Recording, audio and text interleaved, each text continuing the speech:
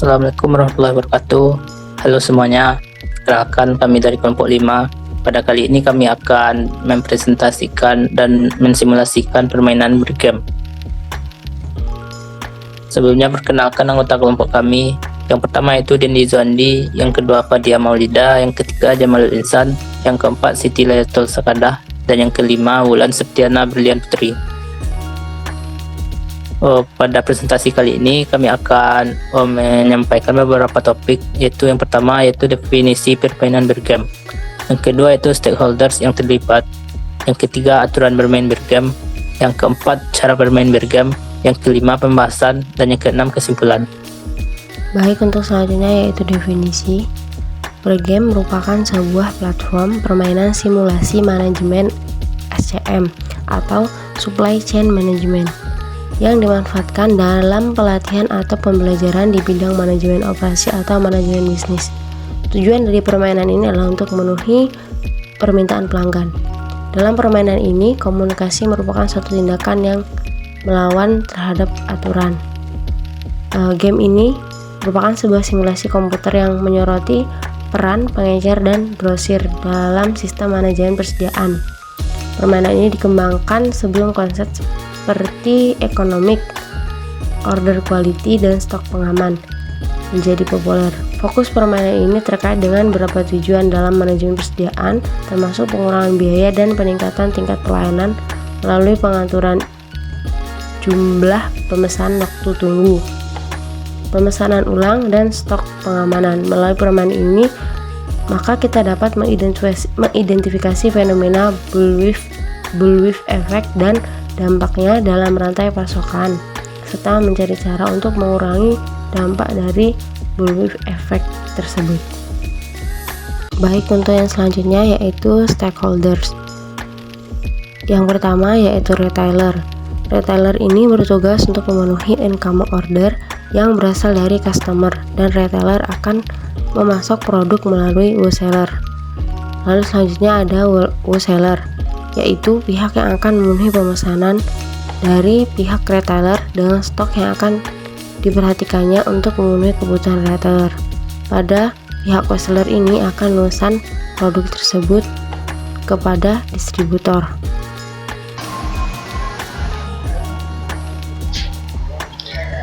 Untuk proses selanjutnya, dalam rantai pasokan atau supply chain management, terdapat beberapa pemain utama yang merupakan perusahaan dengan kepentingan yang sama, yaitu distributor dan manufaktur. Distributor memiliki tugas dalam memenuhi kebutuhan wholesaler dengan memesan produk kepada pihak manufaktur dalam memenuhi stok yang tersedia. Manufaktur memiliki tugas dalam memenuhi kebutuhan dari distributor dengan memproduksi banyak produk sehingga tidak terjadinya kekurangan produk. Dalam gambaran umum ini, rantai pasokan dimulai dari pemasok bahan baku hingga mencapai pelanggan akhir melalui serangkaian tahapan yang melibatkan perusahaan manufaktur, distributor, wholesaler, dan retailer. Untuk slide selanjutnya adalah aturan bermain bergame. Permainan ini dimainkan oleh maksimal 4 pemain, masing-masing mengambil peran sebagai manufaktur, distributor, wholesaler, dan retailer. Peserta harus terhubung ke permainan pada saat yang bersamaan dan memiliki koneksi internet yang stabil. Permainan berlangsung selama 1 tahun fiktif dengan 50 putaran masing-masing sepekan. Setiap putaran memakan waktu 30 sampai dengan 60 detik dan total waktu permainan adalah 30 sampai 60 menit. Sebelum permainan dimulai, pemimpin permainan harus menentukan siapa yang akan menjadi pemimpin permainan, nama permainan, waktu masuk pemain, dan peran masing-masing pemain. Pemain harus melakukan pemesanan produk dengan bijak untuk memenuhi pesanan pelanggan. Kesalahan dalam pemesanan atau pengiriman dapat mengakibatkan biaya tambahan. Untuk mencapai kesuksesan dalam permainan, pemain perlu kerjasama dan kolaborasi dengan pemain lain. Dalam rantai pasokan atau supply chain management, kesuksesan satu pemain dapat mempengaruhi kesuksesan pemain yang lain.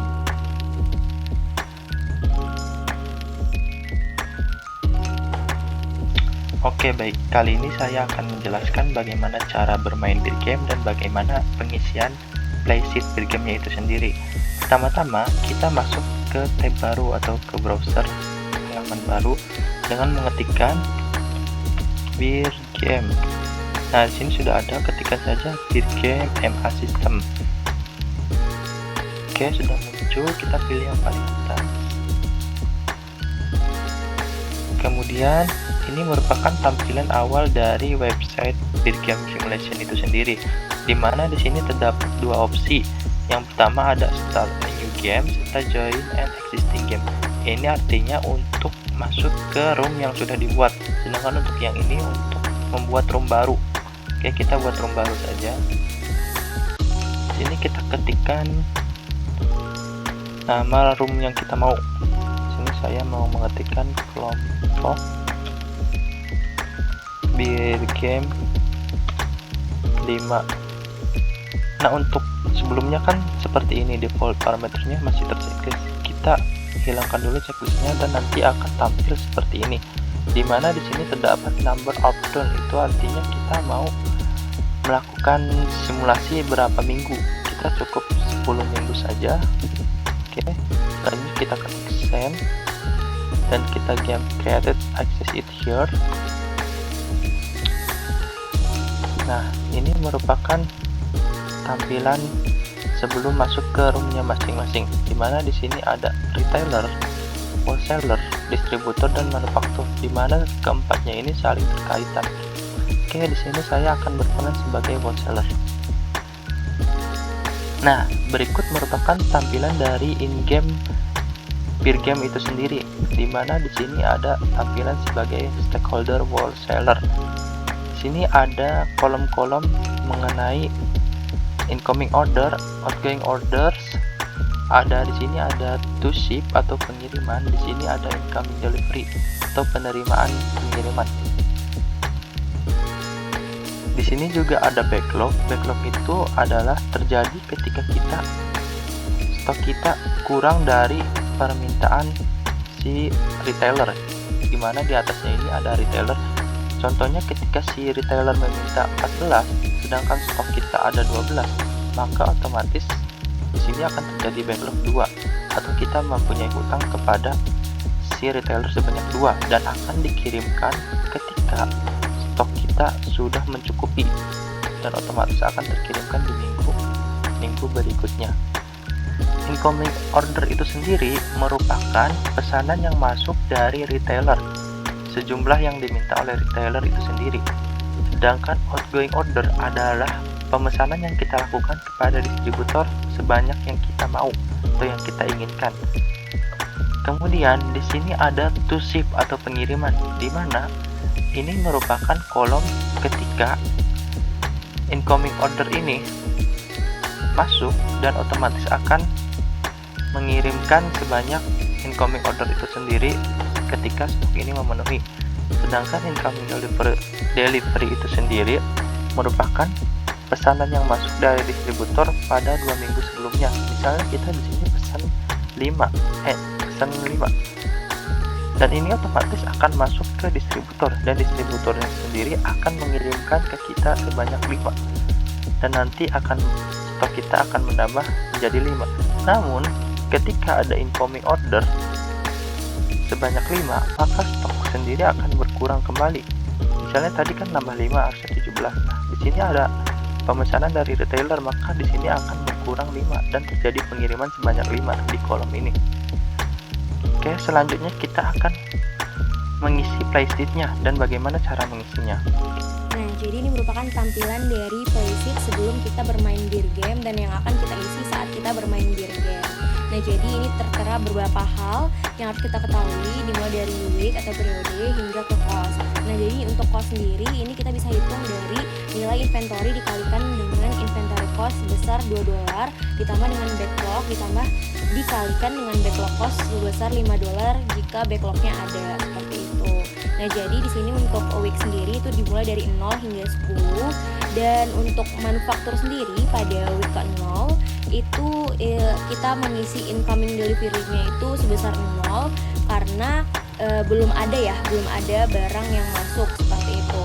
Nah, dan untuk available-nya itu masih 12 karena masih tersisa semua. Incoming order juga 0, to ship juga 0, your delivery 0, backlog 0, dan inventory itu stok yang berada di gudang itu masih penuh 12, seperti itu. Dan kemudian kita mengisi outgoing order sebanyak 5. Ini sebenarnya diserahkan kepada stakeholder masing-masing, tapi di sini saya sebagai manufaktur mengisi 5, seperti itu. Nanti outgoing order ini akan berpengaruh kepada incoming delivery 2 minggu setelahnya, yaitu pada week kedua, seperti itu. Nah, untuk week pertama itu incoming delivery-nya masih 0, available-nya juga 12. Nah, incoming order itu kita dapatkan dari distributor. Nah, di mana distributor itu mengisi outgoing ordernya itu sebesar 6 pada minggu pertama.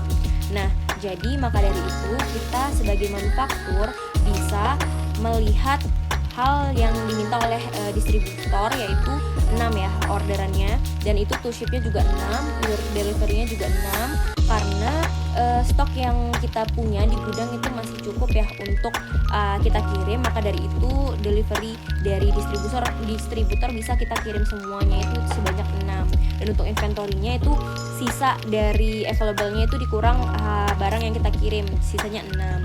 Dan untuk outgoing ordernya pada minggu selanjutnya itu saya pilih 8 sebagai manufaktur, seperti itu. Nah, saat pemilihan angka 8 ini mencegah agar tidak adanya backlog ya.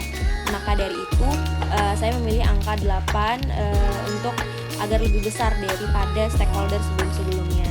Nah, ini untuk minggu kedua ini kita untuk incoming delivery itu kita menggunakan outgoing order dari minggu ke-0 dari 2 minggu sebelumnya. Nah, itu bakal berpengaruh pada available, dimana available itu kan rumusnya inventory dari last week ditambah dengan incoming delivery, seperti itu. Nah, incoming delivery-nya itu kita menggunakan outgoing order pada 2 minggu sebelumnya, seperti itu.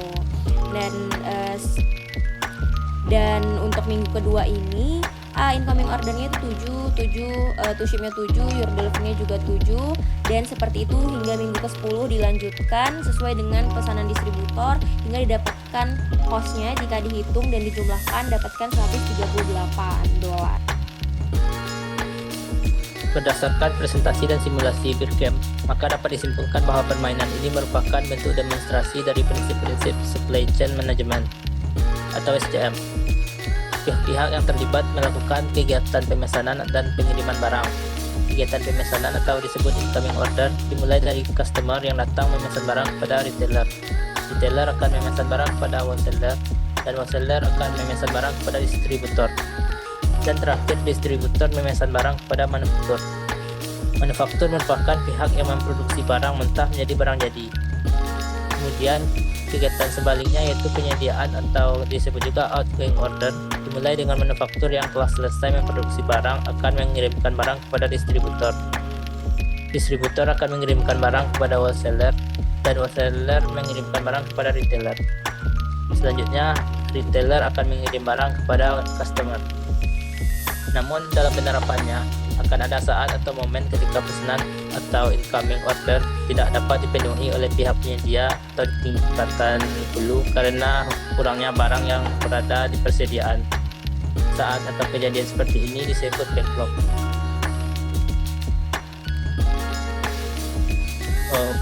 Mungkin sekian presentasi dan simulasi Beer Game yang dapat kami sampaikan dari kelompok 5.